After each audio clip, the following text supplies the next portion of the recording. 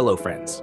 We've crossed rivers, signed parchment, dodged cannonballs, and declared independence like champions.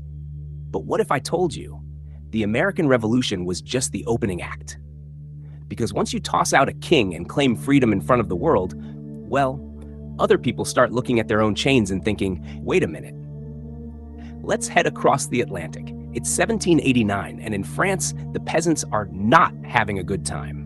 The bread's gone stale, the taxes are rising, and the king is enjoying powdered wigs while most folks are enjoying hunger.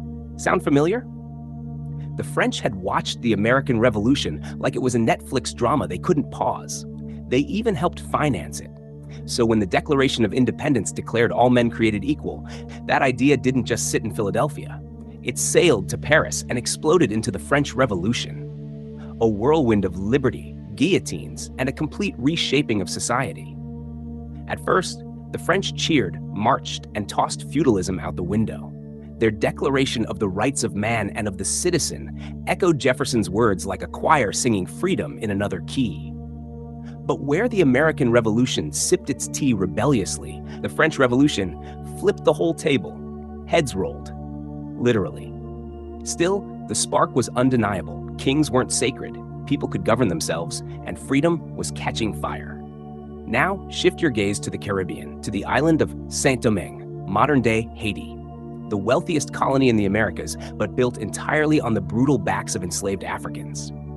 When news of liberty reached the island, it wasn't just whispered, it was shouted. If freedom is for all men, then what about us? Enter Toussaint Louverture, a former slave turned revolutionary genius.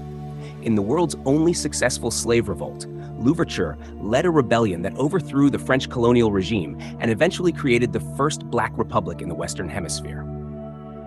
Haiti declared independence in 1804, and European empires trembled. The Haitian Revolution did more than rewrite a map. It shook the foundations of slavery and empire. While American leaders often tiptoed around the subject of slavery, Haiti broke its chains and danced in defiance. Even further afield, the American Revolution rippled outward.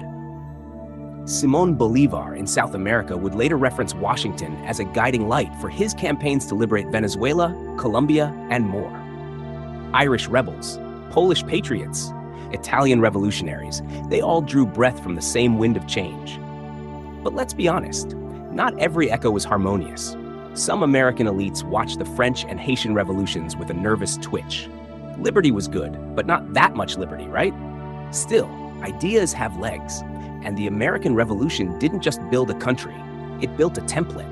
One with flaws, yes. Hypocrisies, definitely. But also one that others could bend, reshape, and run with. From Paris salons to Caribbean plantations, from South American jungles to dusty village squares across the globe, the cry of the American Revolution became a question asked by millions. If they can rise, why can't we? And friends, that's a legacy no musket could fire and no empire could silence. So now, dear friends, we end where we began, with questions, curiosity, and a walk through the pages of a past that never stands still. From whispers of liberty to the roar of battlefields, secret letters, tea-filled harbors, snowy marches, and parchment promises, we've walked through revolution together. And while history never truly ends, this journey must. Our boots may be dusty, but our minds are filled with tales that shaped a nation. So tip your tri-corner hat one last time, and let the echoes of freedom follow you, wherever your next step lands. The revolution may be over, but the adventure of learning never is.